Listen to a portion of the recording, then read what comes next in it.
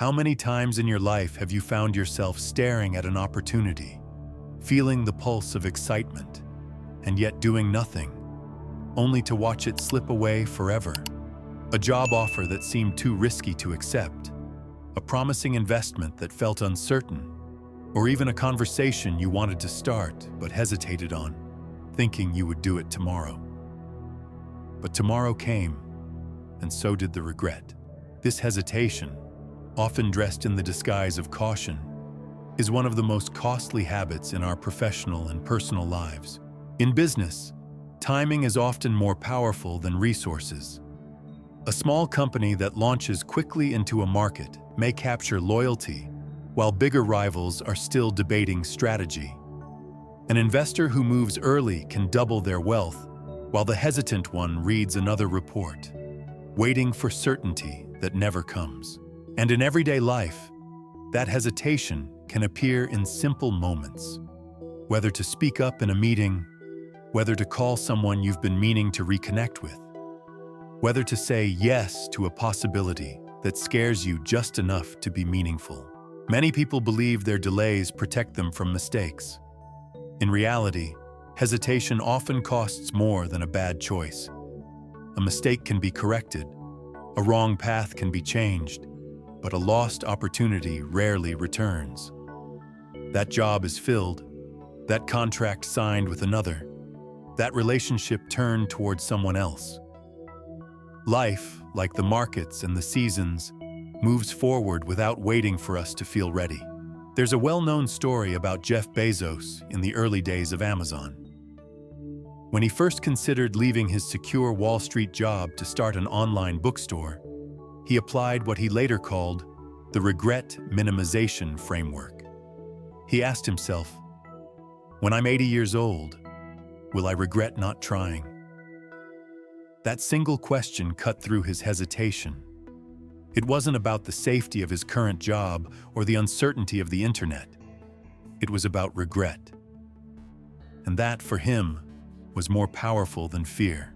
Bezos acted quickly, not because he was reckless, but because he understood the cost of waiting. Today, we call that decision obvious. At the time, it was anything but. Psychologists have studied this tendency to hesitate, calling it decision paralysis or analysis paralysis.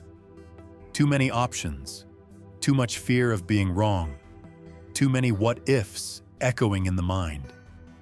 It feels safer to delay than to act. But what actually happens?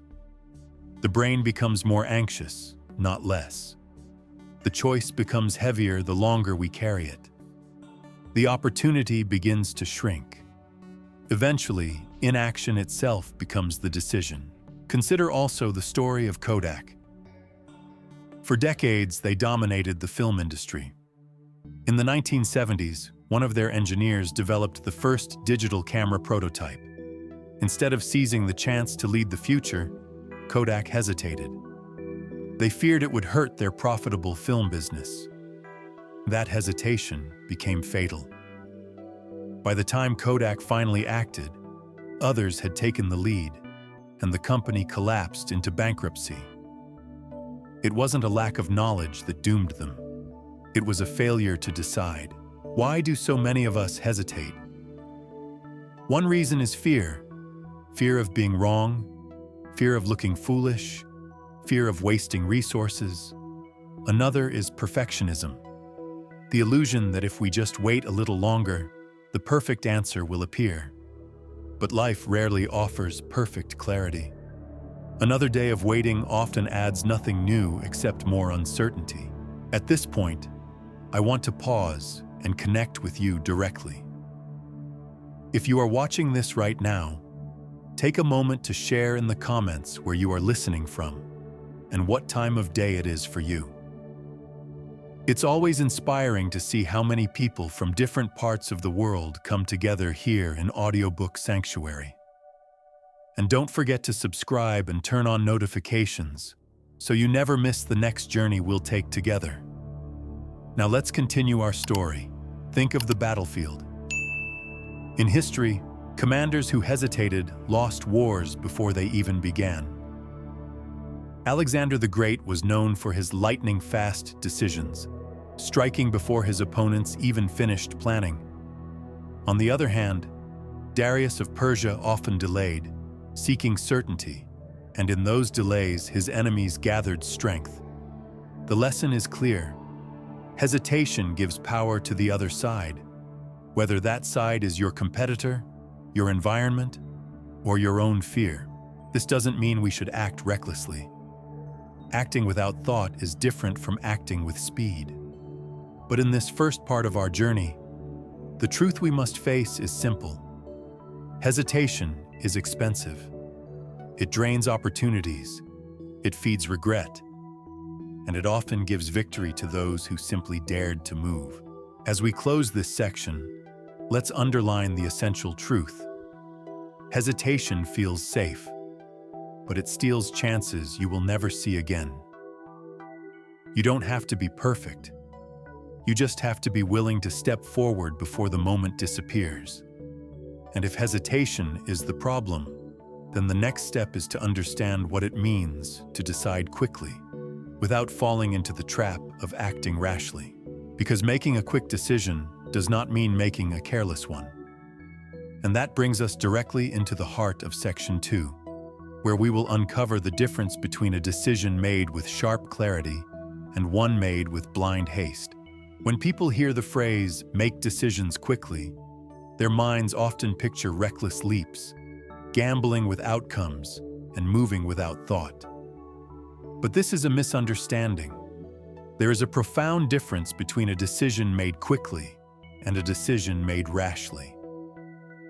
Quick decisions are sharp, intentional, and rooted in focus. Rash decisions are sloppy, reactive, and often blind to consequences. Learning to separate the two is at the very heart of mastering decisiveness. Imagine standing at a busy intersection in New York City. The traffic lights change, people surge forward, taxis honk, and in the midst of that chaos, you must decide whether to cross or wait. A quick decision means you notice the light, the flow of cars, the timing of pedestrians, and you move forward decisively. A rash decision, however, means you dart out without even checking the road. Both are fast, but only one is safe, calculated, and wise. History offers countless examples of how leaders either mastered this difference or paid the price for confusing speed with recklessness. Take Napoleon Bonaparte. He was legendary for his ability to act quickly on the battlefield. He absorbed information with intense focus, assessed the essentials, and moved before his opponents could react. His speed was not careless. It was precise, honed by preparation and clarity. Contrast that with General George Custer at the Battle of the Little Bighorn. Custer rushed in without fully considering the numbers or terrain, driven by ego and impulse. His rash decision led to devastating defeat, remembered as one of the most avoidable disasters in military history. In modern business, the same pattern repeats. Steve Jobs was known for his lightning-fast clarity when evaluating product designs. He didn't hesitate endlessly, nor did he jump at everything. Instead, he quickly filtered what mattered. Does this align with the vision? Does it serve the user? If the answers were no, he cut it off instantly. That's quick decision-making. Contrast that with companies that react to trends out of fear of being left behind, like launching a product just because competitors did, without true understanding. Those rash moves often cost millions. So how can we recognize the difference in our own lives? Let's start with 3 signals of a quick decision. 1. Clarity of purpose. Quick decisions are guided by knowing what you want. If you are clear about your long-term goal, you don't need to weigh every minor detail. You already know which option aligns and which doesn't. 2. Focus on essentials. A quick decision doesn't try to analyze every possible angle. It looks at the few critical factors that truly matter. Think of a chess master. She doesn't calculate every move on the board, only the ones that will shift the game. 3. Confidence in action. A quick decision moves forward with strength, even if uncertainty remains. It doesn't linger in endless what-ifs. Now, compare these with the signs of a rash decision: impulse over purpose. A rash choice often comes from reacting emotionally without asking, "Does this serve my larger goal?" Neglect of consequences. The decision is made without considering the impact, blind to risks that could have been easily seen, inconsistent with values. Rash decisions often contradict what we stand for, leaving regret in their wake. A helpful metaphor comes from aviation. Pilots are trained to make decisions quickly because delays in the air can be fatal.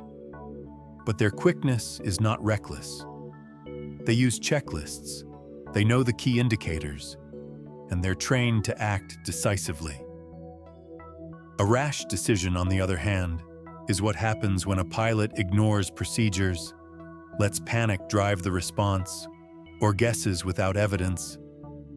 The difference isn't in the speed of action, it's in the discipline behind it. Consider a simpler, personal example: choosing a home. A quick decision might look like this. You know your budget, you know the neighborhood, you've seen enough homes to understand the market. When the right one comes, you act. A rash decision, by contrast, is falling in love with the first house you see, ignoring warning signs of damage or debt, and signing without thought. Both decisions are made fast. Only one protects you. But here's the challenge. Most people don't trust themselves to act quickly, so they fall into hesitation. They think more time will guarantee a better outcome. Yet studies in behavioral economics reveal that beyond a certain point, extra time does not improve the quality of a decision. It often makes it worse.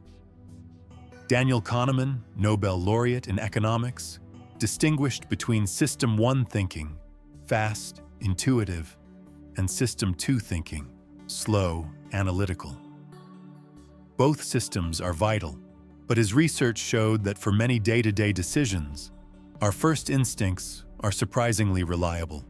Overthinking often clouds the picture rather than clarifies it. The real mastery is to know when to use each. That's why rash decisions are dangerous. They rely only on instinct without awareness. But equally dangerous is paralyzing hesitation, relying only on analysis without trust. Quick decisions sit in the middle, drawing from both, fast enough to seize the moment, but grounded enough to avoid reckless mistakes. One powerful story comes from the Cuban Missile Crisis of 1962. The world was on the edge of nuclear war. President John F. Kennedy had to respond quickly to Soviet missiles in Cuba. Some advisors urged immediate military strikes, a rash reaction that could have triggered catastrophe. Others argued for endless deliberation, risking a perception of weakness. Kennedy chose a third path.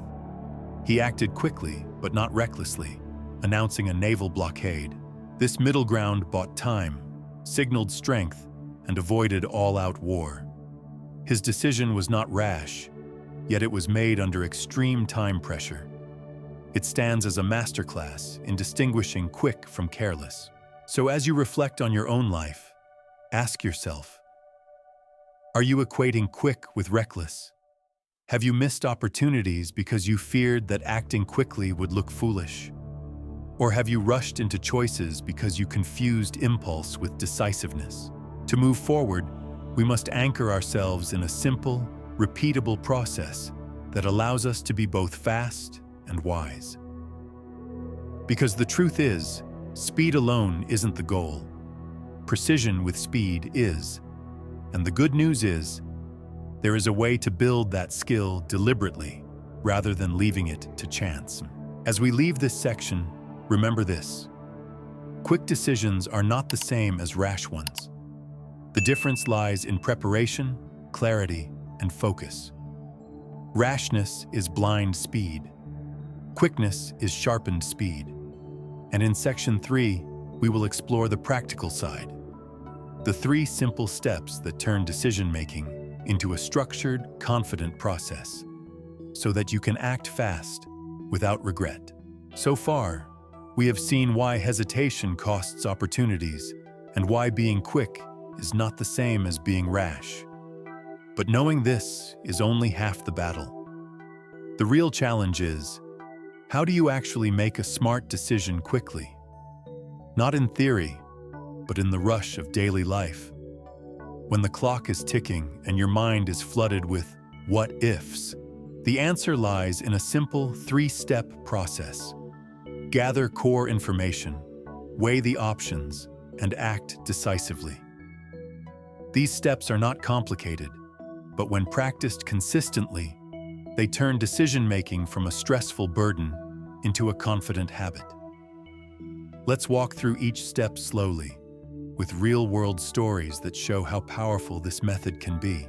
Step 1. Gather core information. The first instinct when faced with a decision is often to seek more information. We research endlessly, ask dozens of opinions, compare dozens of reviews, scroll page after page. But here's the truth. Most of that information is noise. What matters is not how much you collect, but whether you identify the core information that truly drives the outcome. Think about a doctor in an emergency room. When a patient arrives, the doctor doesn't have the luxury of reading their entire medical history for hours.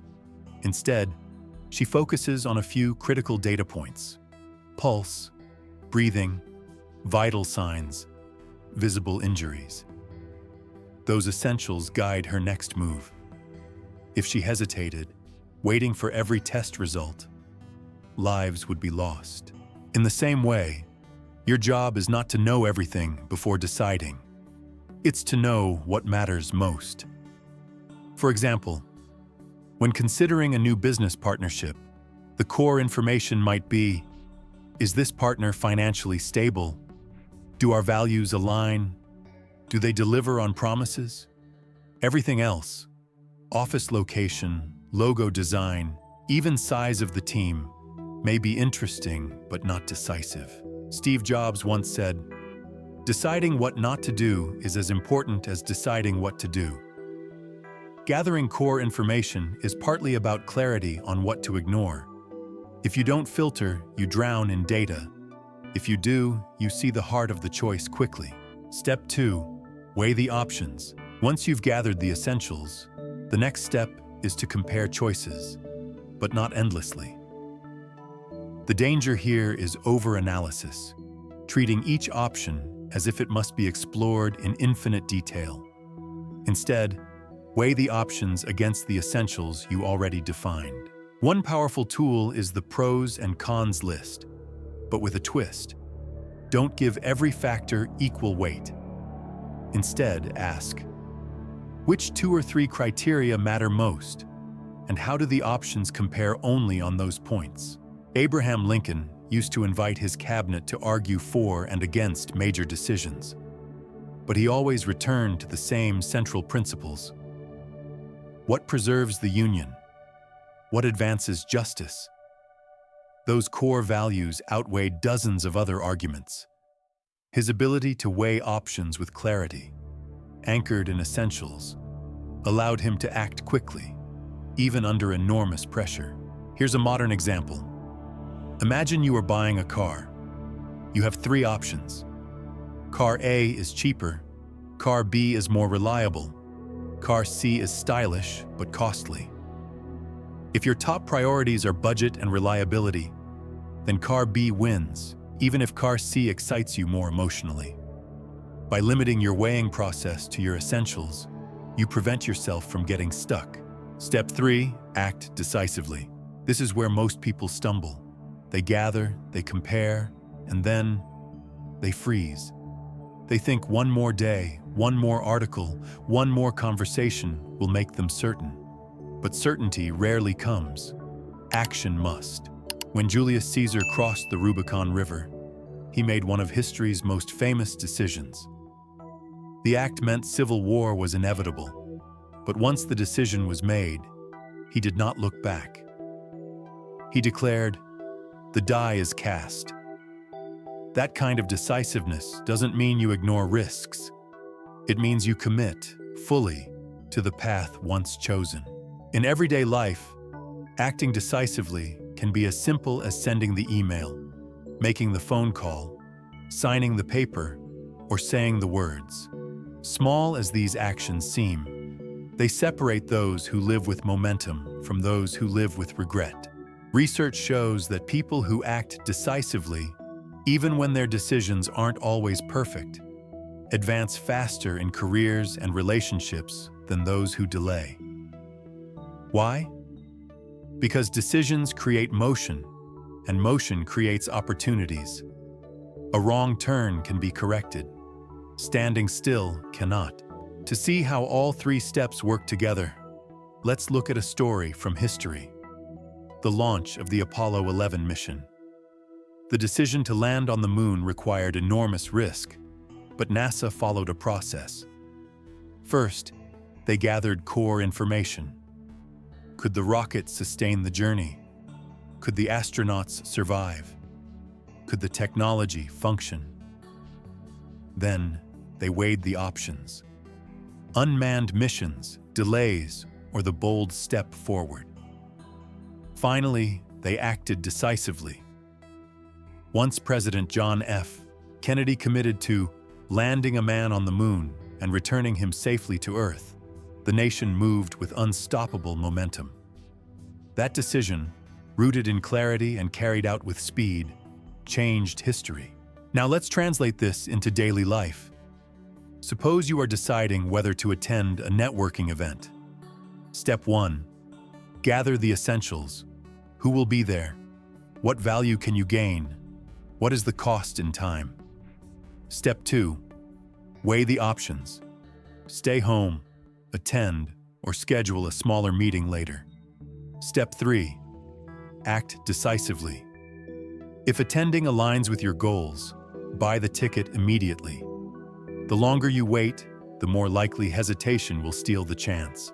Or think about deciding whether to speak up in a meeting. Step 1. Gather the core info. What is the topic? What do you know that adds value? Step 2. Weigh the options. Say nothing and miss influence, or speak and risk critique. Step 3. Act decisively. Raise your hand, share your idea. That single act could change your reputation. The beauty of this process is its simplicity. It doesn't require endless analysis or advanced tools. It requires discipline. Discipline to filter information. Discipline to focus on priorities, and discipline to move without delay. Over time, this becomes second nature. The moment you face a choice, your mind automatically asks, what really matters here? How do the options compare? What action must I take right now? As we close this section, let's remind ourselves, decisions are not about eliminating risk, but about directing action with clarity. The 3 steps: gather core information, weigh the options, and act decisively, are the framework that allows us to move quickly without being rash. And now, a natural question arises. Sometimes you feel your gut pulling you one way, while the data seems to say another. Which should you trust? Intuition or evidence? In Section 4, we will dive deep into this delicate balance and discover when to let the heart lead and when to let the numbers speak. There comes a moment in every decision when the head and the heart seem to wrestle with each other. On one side, the data is laid out. Numbers, facts, logic, probabilities. On the other side, there's an instinct, a whisper deep inside that tells you something the spreadsheets don't. Both voices matter. The challenge is knowing when to lean into intuition and when to trust the evidence. Let's begin with intuition. Some call it gut feeling. Others call it instinct or inner knowing. Psychologists often describe it as the brain's ability to recognize patterns without conscious reasoning. Imagine you've walked into hundreds of meetings over the years. With time, your mind has absorbed thousands of subtle cues: tone of voice, body language, energy in the room. When you meet a new client, your gut may sense trustworthiness or danger instantly, long before your conscious mind lists reasons. That is intuition at work. Intuition is powerful because it draws from experience that may be too complex for words. Think of firefighters. In one famous case, a firefighter suddenly ordered his team out of a burning house moments before the floor collapsed. He couldn't explain why at the time. Later, he realized he had sensed something. The fire was unusually quiet, the heat pattern unusual. His brain recognized danger faster than analysis could. His intuition saved lives, but intuition is not infallible. Sometimes it is shaped not by wisdom, but by bias, fear, or wishful thinking. For example, an investor might feel that a startup just feels right because he likes the founder personally, not because the business model is sound. If unchecked, intuition can lead us into traps. This is where data steps in. Data grounds us. It strips away illusions and emotions, showing us patterns that our feelings might miss. In medicine, data saves lives. A doctor may feel confident about a diagnosis, but lab results can reveal something entirely different. In aviation, pilots rely on instruments because what they feel, especially in clouds or storms, can be dangerously misleading. So, how do we balance the two? Let's explore some guiding principles. 1. Trust intuition in familiar territory. When you have years of experience in a field, your intuition is likely drawing on deep, hidden knowledge. A seasoned stock trader may sense the market's pulse in ways no chart fully explains. A chef knows when a dish is done without a timer. A parent can feel when something is troubling their child even before words are spoken. In areas where you have lived experience, intuition is a valuable compass. 2. Trust data in new territory. When you lack experience, intuition can be easily fooled. For example, a first-time entrepreneur may feel that a business idea will surely succeed because of passion. But without studying the numbers, they may miss fatal flaws. Here, data is the anchor. Market research, financial analysis, and case studies prevent costly mistakes. 3. Use intuition to ask, data to confirm. One of the wisest approaches is to let intuition raise the first flag, then use data to test it. If your gut says, this deal feels off, look for evidence, review contracts, investigate the partner, analyze risks. If your intuition says, this opportunity feels promising, confirm with numbers. The balance is not intuition versus data, but intuition and data working together. A story from history illustrates this balance well. In World War II, British intelligence officers had to decide how to defend against German bombers. Intuition said to reinforce the planes where they were most often hit. But one statistician, Abraham Wald, looked at the data differently. He realized the damage seen was on planes that survived. The missing data was on planes that never returned. So, instead of reinforcing the bullet-riddled areas, he recommended reinforcing the untouched sections, because that's where fatal hits had occurred. Here, intuition would have been wrong. Data revealed the truth. Now, let's bring this into modern life. Suppose you're offered a new job. Your gut tells you something feels off about the culture. The salary is higher, the office is sleek, but deep down, something doesn't sit right. Here's the balance. Trust that instinct enough to dig deeper. Talk to employees, read reviews, ask questions about turnover rates. If the data confirms your gut, you know to walk away. If the data contradicts your gut, then you must examine whether your hesitation comes from fear of change rather than genuine insight. Another example, you're considering investing in real estate.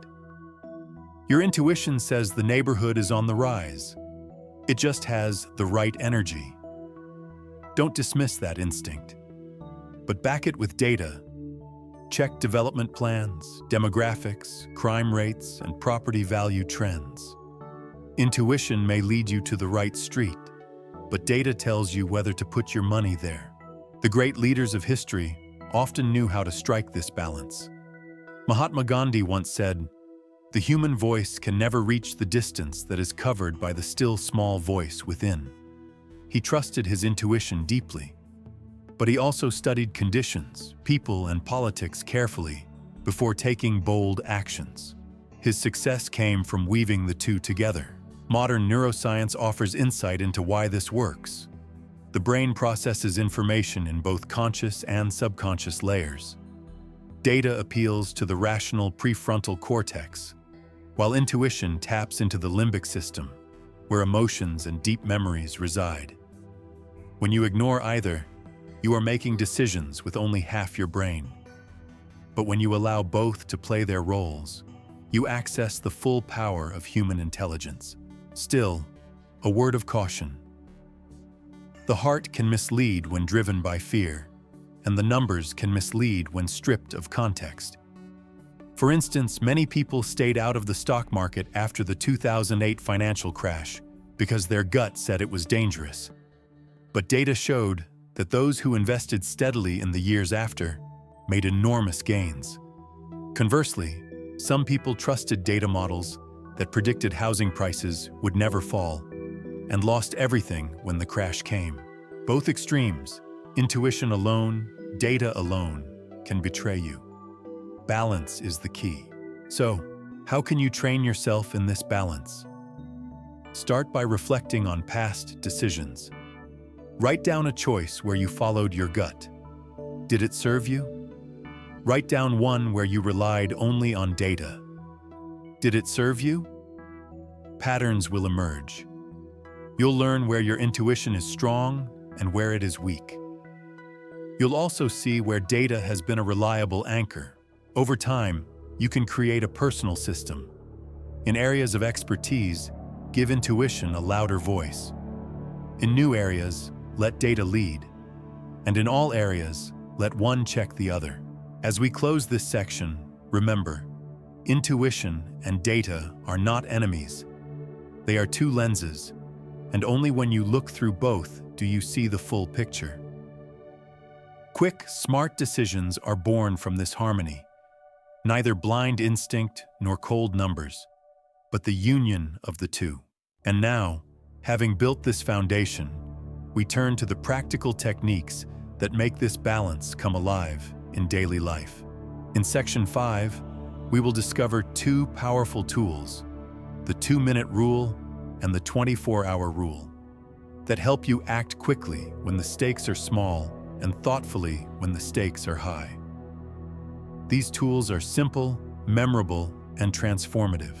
We've explored why hesitation costs us, how quick decisions differ from rash ones, the 3 steps that guide us, and the balance between intuition and data. Now it's time to take those principles and make them practical. Because in the flow of everyday life, you don't always have the luxury of long reflection. Sometimes you need a clear tool, a habit you can use instantly. That's where the 2-minute rule and the 24-hour rule come in. 2 techniques simple enough to remember, powerful enough to change how you decide. The 2-minute rule, quick decisions for small stakes. The 2-minute rule is designed for the countless micro-decisions we face each day. The ones that aren't life-changing, but can pile up into wasted time and mental fatigue. The idea is simple. If a decision takes less than 2 minutes to make, do it immediately. Think of your inbox. You open an email. Should you reply, delete, or schedule later? If it takes under 2 minutes to decide and act, don't postpone, just do it. The same applies to household chores. Should you put away the dish now or later? 2 minutes or less? Do it. The beauty of this rule lies in freeing up mental energy. Each delayed micro-decision adds to decision fatigue. By quickly clearing small choices, you save your focus for bigger ones. History offers a parallel in the habits of great military leaders. Dwight D. Eisenhower, Supreme Commander during World War II, was famous for handling small matters immediately, reserving his energy for larger strategy. He once said, "What is important is seldom urgent, and what is urgent is seldom important." For minor decisions, he acted instantly. For major ones, he gave them space. That's the wisdom behind the 2-minute rule. Act quickly on the small so you can think clearly on the large. You may already be practicing this in small ways, deciding what to wear, choosing what to eat, answering yes or no to minor invitations. But the more you apply it consciously, the more you build decisiveness as a muscle. It turns "I'll think about it later" into "done now." And in that shift, your day becomes lighter, your mind sharper. The 24-hour rule. Thoughtful decisions for big stakes. Now, not all decisions can or should be made in 2 minutes. Some choices are too important. Changing jobs, signing contracts, committing to relationships, investing large sums. For these, you need reflection without hesitation. That's where the 24-hour rule comes in. Here's how it works.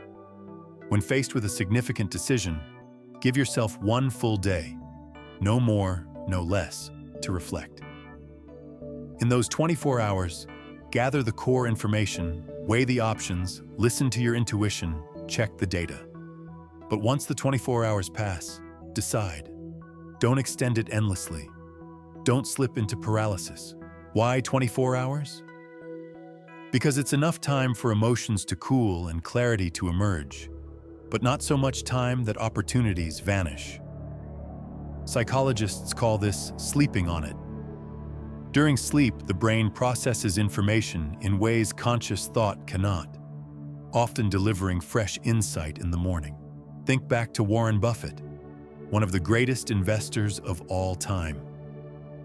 He often advises not to act on impulse when money is at stake, but he also warns against endless delay. He once said, "Opportunities come infrequently. When it rains gold, put out the bucket, not the thimble." The 24-hour rule embodies that spirit. Wait just long enough to see clearly, then act decisively. Consider a story from literature. In Homer's Odyssey, when Odysseus faced the temptation of the sirens, he prepared in advance. He didn't trust himself to make the right decision in the moment, so he tied himself to the mast of his ship. In modern terms, that's what the 24-hour rule does. It protects you from being swept away by the emotions of the moment, giving reason a chance to join the table. Building the rhythm of decision. Together, these two tools create a rhythm. 2 minutes for the small, 24 hours for the big. Imagine how this rhythm would shape your life. No more endless hesitation over small tasks. No more reckless plunges into big commitments. A balanced tempo of quick action and thoughtful pause. Try it tomorrow. Apply the 2-minute rule to every small decision. Emails, chores, minor choices. See how your day flows more smoothly. Then, when the next major decision arrives, apply the 24-hour rule. Give it a day. Think, feel, analyze, and then commit. Over time, this rhythm transforms you. People will begin to notice. They'll see you as someone who doesn't stall on the small, who doesn't rush the big. Someone decisive, balanced, trustworthy. And in business and life, that reputation is gold. The mindset of learning from every outcome. Still, even with these tools, not every decision will be right. That's not the point. The point is momentum. The most successful people are not those who never make mistakes, but those who make decisions, learn quickly, and adjust. Thomas Edison famously said, after thousands of failed experiments, "I have not failed. I've just found 10,000 ways that won't work." His genius was not in avoiding mistakes. It was in deciding, trying, and learning faster than others. That same spirit is available to all of us. Think of decisions as seeds. Some will grow, some will wither. But the more you plant, the more harvest you create. Hesitation plants nothing. Action, even imperfect action, creates growth, closing and transition to final thoughts. So, as we bring this section to a close, hold on to this. The 2-minute rule clears the small. The 24-hour rule clarifies the big. Together, they make you decisive without being reckless, thoughtful without being paralyzed. But before we part, we must end this journey with one final reflection, a reminder of what this entire audiobook has been about. Because decisiveness is not just about tools, but about mindset, about who you become when you stop hesitating and start choosing. Let's bring it all together in our conclusion. Decisiveness is not a gift you are born with. It is a skill you can build. Throughout this journey, we've uncovered the cost of hesitation, the danger of rashness, the clarity of a simple 3-step process, the balance between intuition and data, and the practical tools of the 2-minute and 24-hour rules. The thread connecting them all is simple. Opportunity belongs to the decisive. Hesitation feels safe, but in reality, it is the most dangerous habit of all. It robs us of moments that never return. Rashness feels bold, but without clarity, it leads to regret. The middle way, the path of decisive wisdom, is to act quickly with purpose, guided by both heart and mind. Remember the 3 steps. Gather core information, weigh the options, act decisively. Practice them daily until they become second nature. Remember the balance. Intuition to sense the unseen, data to confirm the seen, and remember the tools. Clear the small in 2 minutes, honor the big with 24 hours. These are not tricks. They are disciplines, habits that sharpen with time. Most importantly, embrace mistakes as teachers. The truly successful are not those who are always right, but those who decide, act, and learn faster than the rest. Every wrong turn can be corrected. Every stumble can be studied. But no one can recover the time lost to hesitation. So here is the call to action. Start today. Don't wait for a perfect moment to begin. There isn't one. Apply the 2-minute rule on your next small decision. Apply the 24-hour rule on your next big one. Build momentum. Build trust in yourself. Build the reputation of someone who moves with clarity and courage. Because in the end, life does not reward the most cautious or the most calculating. It rewards those who are willing to choose. Opportunities do not linger. They come, they knock, and if you are not ready, they pass. But if you are decisive, you open the door. So step forward. Decide faster, fail faster, learn faster, and grow stronger. That is the true path of success. Not the path of endless safety, but the path of decisive motion. And as you leave this audiobook, carry with you one final reminder. Opportunity waits for no one.